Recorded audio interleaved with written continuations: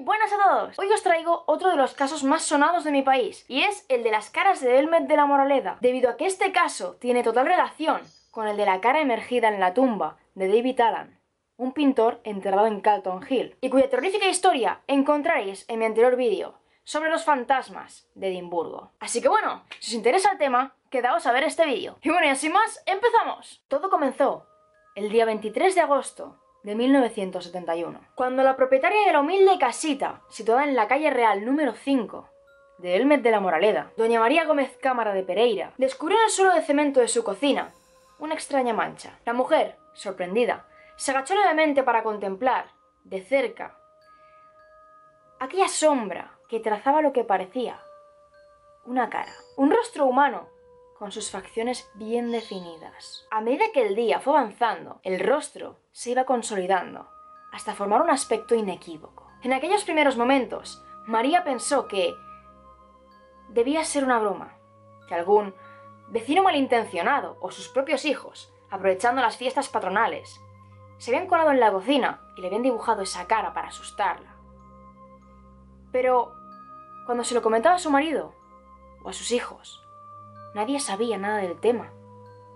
A todos les parecía igual de sorprendente que a ella, así que no pudo evitar comentarlo a sus vecinas, comentarlo a sus amigos, a sus más allegados. Sin embargo, en un pueblo pequeño, comentárselo a 2 o 3 personas significa comentárselo a todo el mundo, porque a través del boca a boca, las noticias se extienden como la pólvora. Rápidamente surgieron los rumores de pueblerinos beatos con ganas de relacionar lo acontecido con Dios. Y es que muchos aseguraban que ese rostro era la viva imagen de la Santa Faz que se guarda en la Catedral de Jaén. La gente aseguraba que aquella era una manifestación de Cristo. Aquello podía dar muchísimo dinero a la familia Pereira, pero ellos no quisieron saber nada del tema.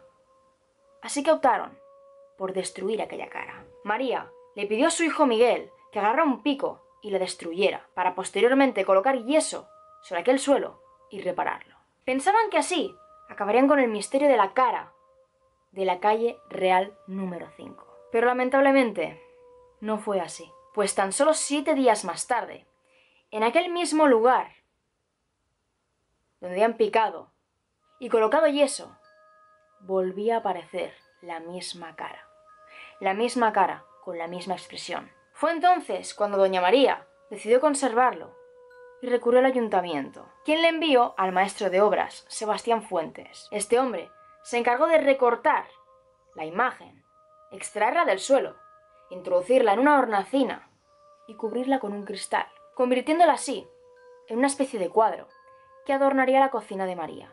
En este punto, ya todo el mundo creía que había terminado el fenómeno. Ya el rostro de Dios, o el rostro de quien fuera, adornaba una cocina, que no había más misterio detrás de aquello. Pero lo siguiente que se aconteció fue aún peor que la primera vez, pues la historia fue únicamente del pueblo, de los lugareños, hasta el 15 de septiembre de aquel mismo año. Pues un redactor del diario Jaén se trasladó a la zona para cubrir un conflicto entre cooperativas aceiteras, y al llegar a Belmet de la Moraleda se encontró con la exclusiva de su vida, la exclusiva que le catapultaría hacia la fama. Tras llegar al domicilio, sacó unas cuantas fotografías del rostro, en aquellos momentos ya enmarcado, y realizó una crónica que dio la vuelta al mundo.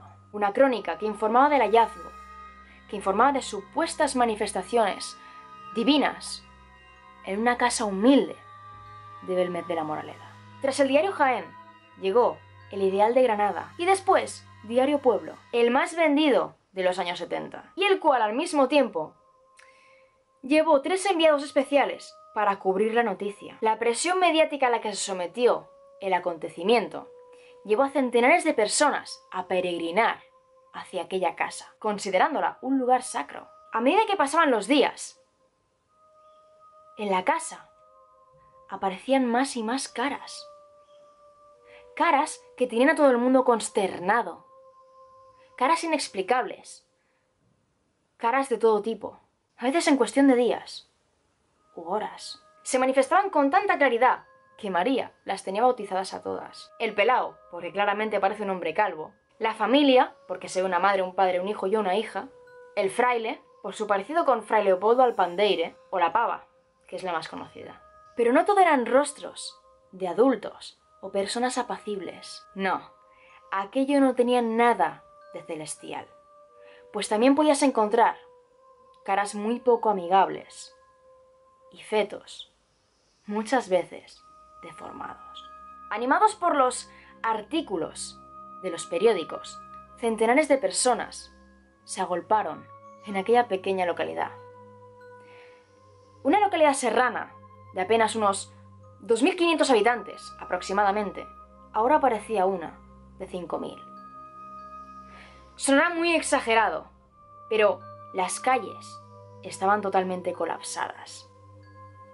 Los bares y los supermercados agotaban sus existencias. Videntes, valientes, temerosos y los primeros científicos se agolpaban en las inmediaciones, buscando respuestas. Todos se apiñaban en torno a aquellas imágenes fantasmagóricas, imágenes que sobrecogían a todo aquel que las contemplaba y que no hacían más que causar tormento al pueblo. Por un lado, traían un punto positivo, que era el turismo. Traían dinero al pueblo, pero por el otro, traían críticas durísimas, acusaciones de fraude hacia el alcalde, hacia la familia y hacia el pueblo entero. Pero de estas acusaciones hablaremos más adelante. A mediados de enero de 1972, varios miembros de la Brigada de Investigación Criminal, dependientes de la Dirección General de Seguridad de Madrid, llegaron a la casa con el fin de investigar de modo oficial todo aquel asunto. Lo que nadie sabía es que, durante un mes, se colocaron cámaras de vigilancia en el edificio contiguo para vigilar todos los movimientos de aquella casa, para controlar a la familia, a los visitantes y tratar de descubrir así el supuesto fraude. Pero este espionaje no dio resultado.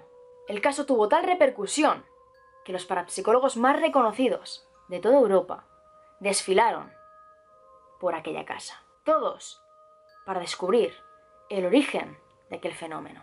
Nombres como los de Fernando Jiménez del Oso o Germán de Argumosa se hicieron presentes. Pasaron largas jornadas en el interior de la casa, picando el suelo y analizando las manchas en todos los sentidos. Pero ninguno de los expertos halló una explicación en las primeras tomas de contacto. Así que pasaron a una siguiente fase.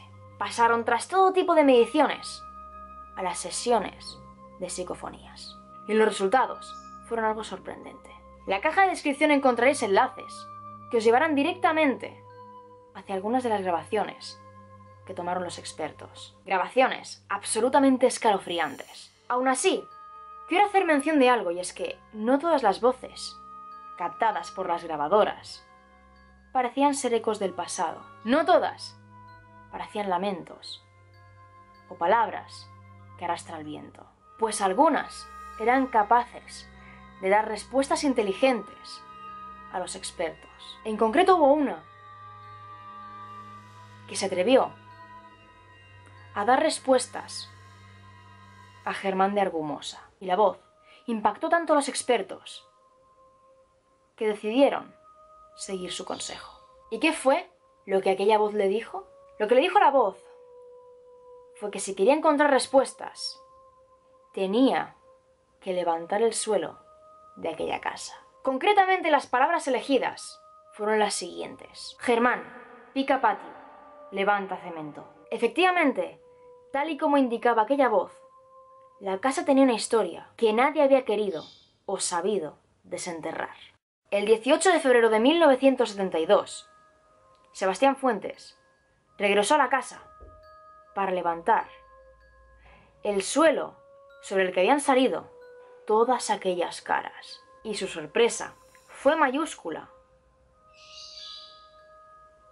cuando hallaron centenares de huesos humanos, restos óseos de más de 170 años de antigüedad y que formaban parte de cuerpos de adolescentes. Se sacaron cientos de huesos, multiplicando la creencia de que los 4 dígitos que aparecen bajo el rostro del pelao tienen relación con la fecha en la que los acontecimientos dieron inicio originariamente.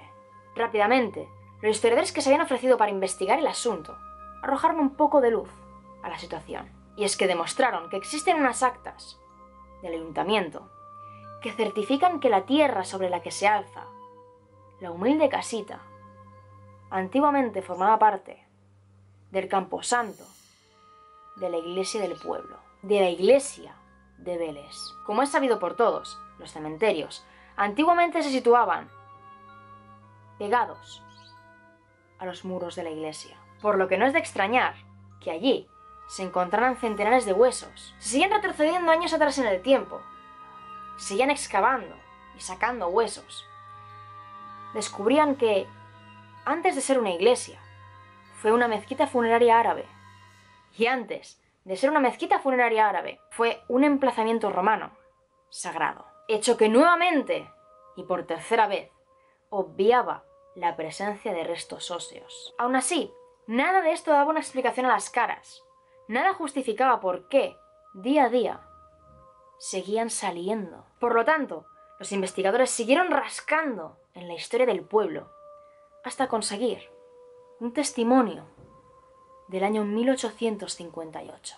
Por aquel entonces, en aquella casa, residían los abuelos del marido de María, don Ramón Sánchez y doña Antonia Martínez. Fue su hija Ramona, de por aquel entonces 9 años, quien comenzó a experimentar supuestos eventos paranormales. La niña aseguraba en su diario que en la casa sucedían cosas muy extrañas. La niña hablaba de pisadas en el techo, pisadas que repetían todas las noches el mismo recorrido. Además, también hablaba de lamentos a altas horas de la madrugada, lamentos de personas que venían de un rincón escondido en la cocina. Lo que al principio a sus padres les pareció una chiquillada, finalmente se convirtió en motivo de preocupación, pues la niña defendía a capa y espada su verdad, y los eventos terminaron convirtiéndose en algo palpable. Y digo palpable porque comenzó a acontecerse un fuerte fenómeno poltergeist en aquella cocina. Los platos y las ollas temblaban y bailaban por arte de magia. El suceso fue conocido por todo el pueblo.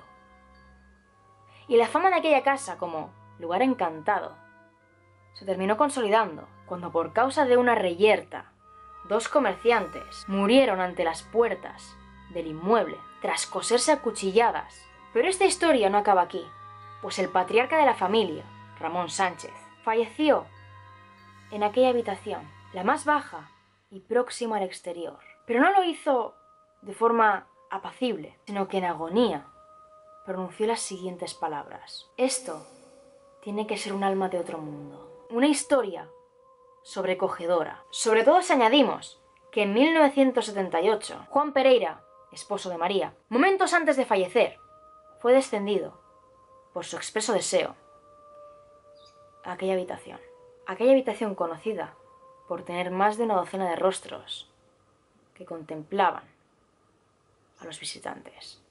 Nuevas caras distintas eran descubiertas por los periodistas prácticamente a diario, mientras unas se formaban para permanecer allí durante semanas, otras aparecían y desaparecían en pocas horas. Estos descubrimientos debieron acabar con la paciencia de la Iglesia y del gobierno franquista. Nadie sabe lo que ocurrió con certeza, pero el 25 de febrero de 1972, el diario Pueblo amaneció con el siguiente titular: se acabó el misterio. Según aquella crónica, una comisión liderada por José Luis Jordán, junto al equipo de Polo Investiga y el químico Ángel Viñas, había descubierto que las caras de Belmez no eran más que un fraude. Tras esta conclusión y el supuesto rigor de los análisis realizados, se suponía que aquel era un caso cerrado. Así que el resto de medios de comunicación dejaron de hablar del tema. España entera se rió de las caras de Belmez, y el propio alcalde y el ayuntamiento en pleno fueron procesados. ¿Existía quizás una mano negra tras todo aquello? Sí, señores, una mano negra que se llamó Operación Tridente. Operación Tridente fue el nombre que algunas personas le dieron a algunas actuaciones que tuvieron lugar por parte de algunas personas e instituciones para intentar desprestigiar y silenciar el fenómeno de las caras de Belmez. Para los detractores de las teleplastias, este movimiento nunca existió. Simplemente, diferentes especialistas desenmascararon el fraude. Iker Jiménez creyó demostrar que existió una comisión ministerial, de la cual llegó incluso a emitirse un informe. Los análisis realizados por el CSIC en 1991, 1994 y 2002 demostraron que las caras no habían sido alteradas ni creadas por la intervención humana. En ellas no se halló aceite, hollín, sales de plata ni ninguna otra sustancia. Siguiendo la teoría de los defensores de la existencia de la Operación Tridente, el régimen de Franco abrió 3 frentes. El primero fue a través de la Iglesia, pues diariamente miles de personas visitaban la residencia en busca de un milagro pagano que irritó desde el primer momento al párroco de la iglesia de Belmez, Antonio Molina, quien fue el primero en acusar de fraude aquel fenómeno. En los primeros días del año 1972, este hombre fue el primero en acusar a las vecinas de haber creado esa cara. Pero no solo hablamos de un simple párroco, sino de toda la iglesia. Todos los eclesiásticos estaban en contra de las caras de Belmez y no hacían más que hacer presión al ayuntamiento para silenciar aquel suceso. El segundo frente vino de la mano del Estado. En aquel 1972, Pablo Núñez Moto, jefe de la provincia de la Administración Local de Segovia, fue el primero en amenazar a los presuntos encubridores de aquel truco, enviándole una carta al alcalde, Manuel Rodríguez Rivas. En el mes de agosto de aquel año, un coche negro entró en Belmez de la Moraleda. Aquel coche recogió al alcalde y lo llevó ante el ministro Tomás Garicano Goñi, quien le dijo en pocas palabras que había que cortar aquel asunto de raíz, que había que evitar que la gente dejara de entrar en Belmez de la Moraleda. Don Manuel le dijo que era imposible, que no podía simplemente cortar las calles y evitar el acceso de todo el mundo al pueblo. Por lo que este hombre le dijo textualmente: te vas a enterar, Rivas, te enterarás. Pero no todo son palabras que se iba al viento, palabras y hechos que no se pueden demostrar, pues existen infinidad de cartas que el Estado enviaba al alcalde para persuadirle y amenazarle con que le iban a procesar por patrocinar un fraude. El mismo gobierno comenzó a presionar.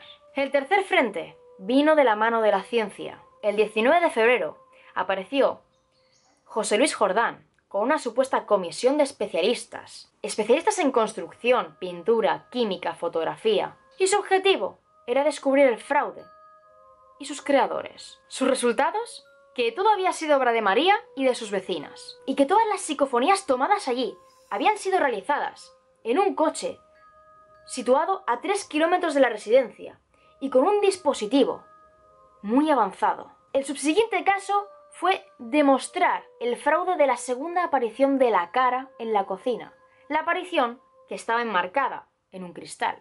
Y se llegó a la conclusión de que esta había sido creada, modelada, por un pincel de cerda gruesa, con vinagre y hollín.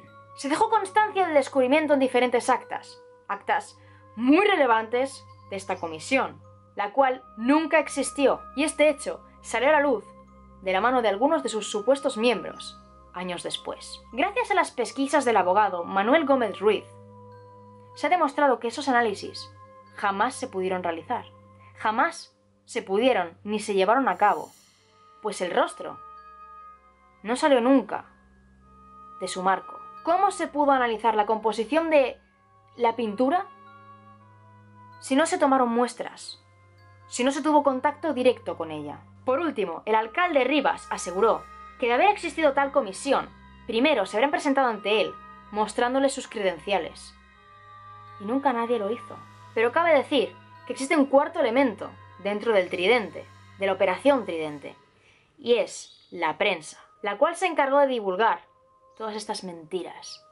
Durante los siguientes 20 años, todo el país se pensó que una familia humilde, una familia de analfabetos, había utilizado sofisticados métodos para engañarles a todos. La espesa cortina de humo creada por el poder tuvo un efecto inmediato. Los medios cumplieron su cometido a la perfección y a los pocos meses ya nadie recordaba a Belmez. Pero a pesar de que todos les habían dado la espalda, las teleplastias continuaban. Los rostros seguían emergiendo. Pero no fue hasta la década de los 90 que se volvió a investigar aquel acontecimiento. En el año 1995, el CSIC demostró que todas las muestras tomadas en las caras demostraban que no había rastros de pintura, de hollín, de aceite o de ninguna otra sustancia. Se demostró químicamente que aquellas caras no habían sido ni creadas ni alteradas por la intervención humana. El notario don Antonio Palacios Luque fue llamado por la alcaldía en 1972. El motivo fue que debía clausurar aquella cocina durante 3 meses. Clausurarla, para tras ello ver si las caras habían sufrido modificaciones. Y efectivamente, así fue. Pues algunas habían sufrido modificaciones en la posición de sus cabezas. Una en concreto cambió su posición 180 grados y el notario dio fe de ello en un total de 32 actas. Investigadores como el profesor Germán de Argumosa intervinieron y de algún modo demostraron que aquellas teleplastias eran una plasmación de los pensamientos de María. Se demostró de algún modo que aquellas caras eran una proyección telepática de Doña María. María Gómez fue considerada una médium que creaba aquellas caras sin ser consciente de ello. Fue interrogada por las autoridades, aceptando incluso la prueba del polígrafo. Iker Jiménez y Carmen Porté tuvieron el lujo de poder investigar aquella casa desde el minuto 1 y de pasar meses y meses junto a María. Una mujer a quien describieron como mágica. Una persona que podía ser el ser más afectuoso contigo, pero al mismo tiempo, cuando quería, la persona más huraña y esquiva. Entre la gran cantidad de sucesos que se acontecieron en aquella casa y que el matrimonio experimentó junto a María, me gustaría señalar uno en concreto, y es el que confirmó a María como la causante inconsciente de aquellas caras. Y es que una joven medium acudió a la casa sin saber nada de la historia, sin estar realmente interesada en las caras. La chica tomó la mano de María y entró en trance. Un trance en el que vio paredes derrumbarse sobre mujeres y niños, personas morir y unas niñas escapar de la mano de un hombre eclesiástico. María quedó absolutamente consternada, pues la joven acaba de describir el momento en que parte de su familia fallecía. El 18 de agosto de 1936, a las 10 de la mañana, María se despidió de su hermana, su cuñado y sus sobrinas, pues estos, debido a la persecución que se hacía a los guardias civiles por parte del bando republicano, se vieron obligados a esconderse, a huir de su hogar en Belmez de la Moraleda. Esa sería la última vez que María veía a sus seres queridos, pues ellos fueron a refugiarse al santuario de Nuestra Señora de la Cabeza, en Andújar, Jaén, lugar que sufriría un terrible asedio. Había aviones que sobrevolaban la zona, el santuario, para abastecer de comida y agua a los refugiados. Sin embargo, llegó un momento en el que esa conexión, ese contacto, fue imposible.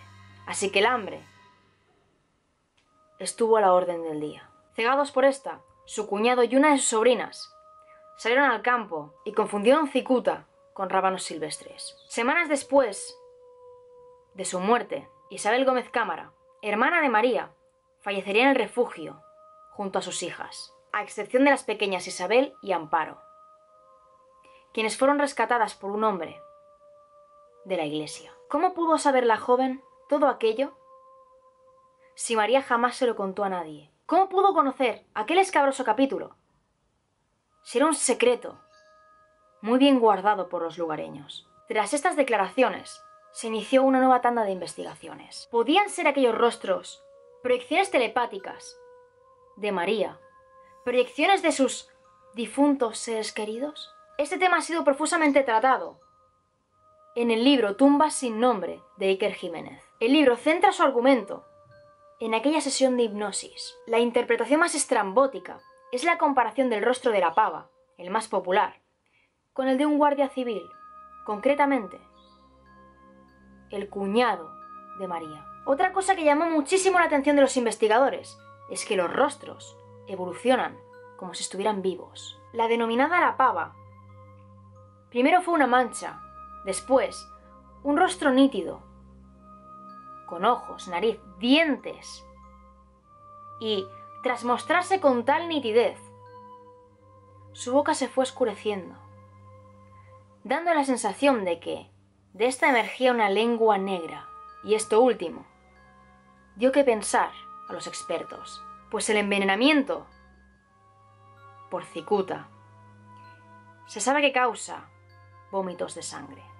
María, la protagonista, jamás se lucró a costa de las caras de Belmez. Su casa y su forma de vida jamás se modificaron. Y el día de su muerte, el 3 de febrero de 2004, todo siguió igual. La casa de las caras, años después, fue vendida por sus familiares. Pero ahora es vuestro turno. ¿Vosotros qué opináis acerca del fenómeno de las caras de Belmez? Y bueno, chicos, hasta aquí llega el vídeo de hoy. Me encantaría que si tenéis más información sobre el caso lo dejéis aquí abajito en la cajita de comentarios y que al mismo tiempo, como ya he dicho, me dejéis vuestra opinión acerca de esto. Y bueno, y así más me despido. Pero no sin antes recordaros que aquí abajito en la cajita de descripción tendréis todas mis redes sociales. Tengo Facebook, tengo Twitter y tengo Instagram. Y siempre leo todo lo que me mandáis. Nosotros nos vemos en el próximo vídeo. ¡Chao!